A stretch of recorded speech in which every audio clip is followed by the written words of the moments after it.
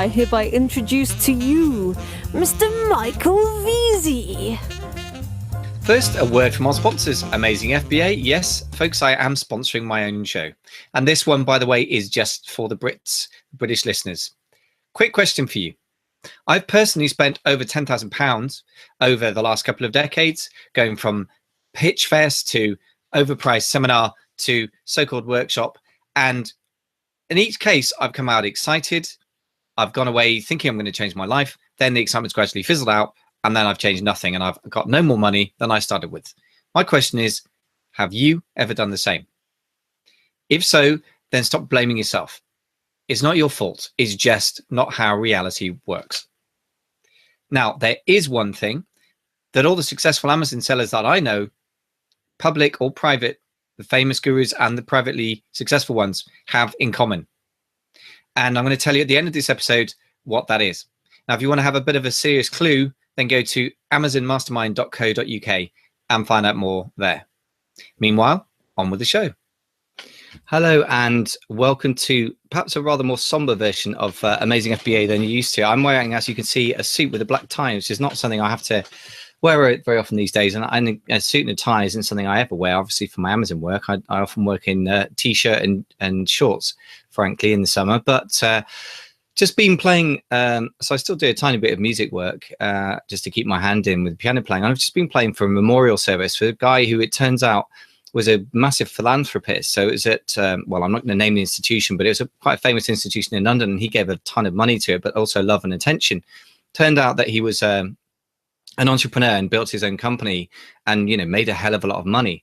Now, what was very interesting for me was to reflect on, you know, it's always thought-provoking, right? When you got relatives standing up, and there was his daughter, his sister, and you know, various sons and other people that knew him professionally. And I was just thinking about, you know, what is it you want to leave behind, really? It's quite thought-provoking because it sums up somebody's entire life. When it's over, there is nothing more. You know, it's not an imagination. One day I'll do this, one day I'll do that. It's all about what happened, what has been done. So what struck me is that there was a presentation by one person which was all about his business life and had lots of facts and figures and numbers. And, you know, very impressive it was too. He didn't mention his personal income, but obviously he was a wealthy man. I'll tell you why I knew that in a minute. But then there were presentations from his family, and then there were presentations from people he'd helped, the charity that he'd helped fund. Just to give you a flavor, this guy said that this particular charity in the late 90s was in trouble. Very iconic London institution, was about to close its doors. And in fact, the board had voted to close the place. And the chairman of the board had a drink with this guy whose service I was at. And the man, you know, he explained the problem, and then the person, you know, the entrepreneur said, okay, so how much do you need? And the guy from the board said, sorry, what? I didn't quite compute the question. He said, okay, how much do you need? He said, well, we need £4 million for the reserve fund and £1 million for the time being to keep the thing on the road. And he said, okay. And he sat down, he wrote a check for 4 million and a check for $1 million. And he said, look, I'd prefer it if you didn't touch the reserves unless you really need to, but the $1 million is yours to spend, you know, in the charity to keep the thing on the road. And long story short, the whole thing, that was a starting point for, you know, what was really needed to get this thing really financially secure. And today it's a famous London landmark, and I'm not going to mention which one it is because I hadn't got the family's permission to do that. But the point is, okay, that was somebody else talked about that. So somebody had already talked about his career and his success and, you know, all the expensive cars he drove and lots of pictures of that. Then they talked about that. And then there was the family holidays, and, you know, his sons talked about what it was like having him as a dad and the various experiences they'd shared, including one very cool one where he just apparently flew in by helicopter. That the guy himself, the entrepreneur, had just got his helicopter license, flew in and picked his son up from the school playing fields, and they went back home by helicopter and had a bit of an adventure with some bad weather, and, you know, but got back home rather late. But nevertheless, he got picked up by helicopter from school. How cool is that? So 3 kind of different takes on the life of a very wealthy, very successful entrepreneur. So it's very thought-provoking because I'm not exactly sure what it says to me or exactly what I should or shouldn't take from that. But I think with a lot of real life lessons, they're not necessarily intellectual, they're more emotional. I mean, I think for me, as sitting in the audience, not knowing this person, the thing that was most appealing, most immediate, most emotionally connected me was family life and what his money had meant to what they could do as a family. You know, exciting holidays, you know, things like getting picked up on a helicopter from school, you know, car journeys together as a family, had a lot of very nice cars. And the thing that struck me least, but which enabled all the other things, was the career, because it was very, very impressive. I was sat there and I thought, wow, I'm in awe. I'm an entrepreneur, but I don't imagine I'll ever get to these kinds of heights.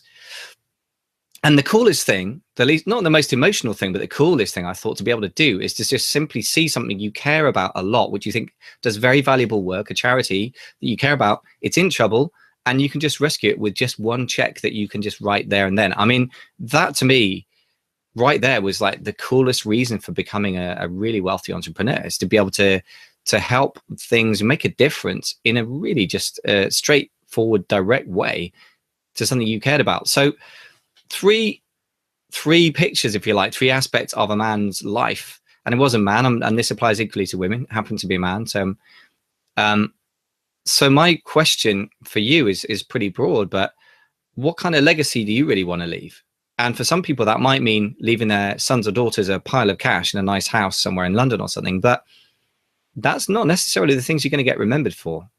But on the other hand, if you've got no money, then you can't really achieve a lot in a capitalist society that we live in. So there are other forms of wealth and power than money, but you know, that's the currency that the world recognizes these days. So yeah, my question is, what sort of legacy you really wanted to leave, you know, and how does your Amazon business fit in with that? Is that part of a plan? It doesn't have to be. I don't think it necessarily has to be part of a 30-year plan. I mean, often opportunities arise and we seize them because they arise at the time. We can't necessarily see them coming. When we get them, we seize on them. But I think they say chance favors the prepared mind. I think luck is, as somebody said, preparation meets opportunity. And I think sometimes if you have a clearer vision of where you're going, or the sort of person you want to be, and the sort of person you want to be remembered for, then it's not all about making the most money you can right now. And it's not necessarily about being a pauper either. It's about, what do you want your money for? What's it really going to do? What impact are you really going to have? In other words, having a vision, not so much for your business. It could be within your business, but it could be for yourself. I mean, this guy's business enabled him to have a great family life, which had nothing much to do with the business, and enabled him to give to this charity, which I promise you has absolutely zero to do with his original business. But nevertheless, it provided the money for that giving, for that passion, for that philanthropy. So my question is, where are you headed with all this? I don't necessarily have the answer, but it sure as hell was thought-provoking to see, you know, when it's game over, what are people going to actually say about you? And what are people going to remember you for? And, you know, what do you want that to be? So a thought-provoking one. I'm going to now take my jacket and tie off and kind of go back to my normally slightly more chilled self to get some more interviews out there. So hope that was something a bit different, and have a think about it. I'll be very interested to know your answers as ever. If you want to feedback anything about your thoughts, love to hear from you. Go to the Amazing FBA Facebook group, which is free to join. About 1,190 people, I believe, last count were there. So a sizable set of people now.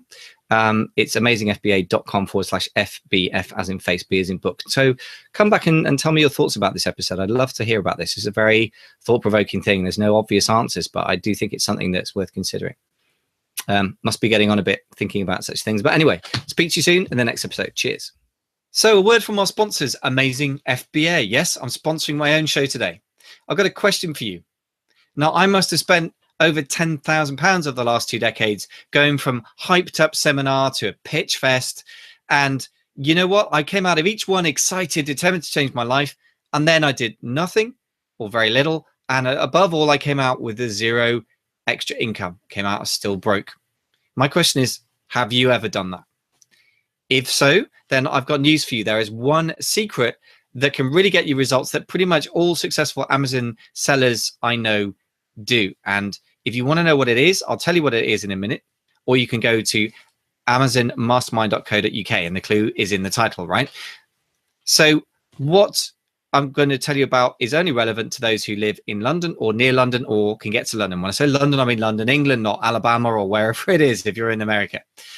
If you can't get to London, then keep listening. There will be something later in the show that I can mention for you. basically the masterminds that I've been running have been very powerful for people, but we've revised and revamped them in response to people's needs. So they're really, really powerful now because they're focused on exactly who you are and what you need right now. So we have 2 levels now, and we'll split them further if that proves to be necessary. The 0 to Hero Mastermind is for those who have not yet launched on Amazon or are in the first, few hundred, couple of £1,000 of sales. And that's grown like topsy over the last sort of 30 days. We've gone from nobody over sort of the last 30, 40 days to 20 odd members. And then we have the 7K Collective, which is much smaller, only 7 members, but collectively they already have Amazon turnover of about £7 million a year. And that is probably really understating it as well. It could well be over 10 million, but I'm being conservative there. So some powerful stuff for you if you're doing over 10K. If you're not, then the 0 to Hero Mastermind is for you. Now, the reasons to come to this are they kind of opposites to go to those pitch fests and to go to drink from the fire hose on the internet that is Facebook groups and podcasts. And I include my own in that. 3 reasons to come, folks. Clarity. Instead of the fire hose of the internet, you focus laser-like on you and your business. So once a month, you're going to be in a small room with a small group of people focusing for at least half an hour on you and your business in your hot seat. Really powerful, very simple, very effective. Second thing you're going to get is confidence, because you can check the plans that you have in your head and get them out there and bulletproof them, test them or waterproof them, make sure that they're actually doable in the real world. So you can go away and act with confidence. And the third thing is connection. So it's all very well being in a Facebook group, but there's nothing like being face to face to actually connect to people. Plus all the people in the rest of your life, wife, girlfriend, son, daughter, a mother, co-workers, they don't really get the whole Amazon thing in most cases. And in some cases, they're even opposed to it. So that's a lonely business. What you need is fellow Amazon sellers in person to connect to. That's what's on offer here. Very simple, very powerful. People obviously loving it because they're going for it. So go to amazonmastermind.co.uk if you want to find out more, and you can apply from there as well. It's application only because I only want the high caliber people, and that's what we've got. And the price is going up over time. I've now got rid of the beta testing price for both levels of groups because we've got the sort of base level of people that the thing is now going to be self-sustaining. So now I want to be ever more selective. So if you want to consider it, get moving on that quickly before the price goes up again. amazonmastermind.co.uk. Thanks for listening.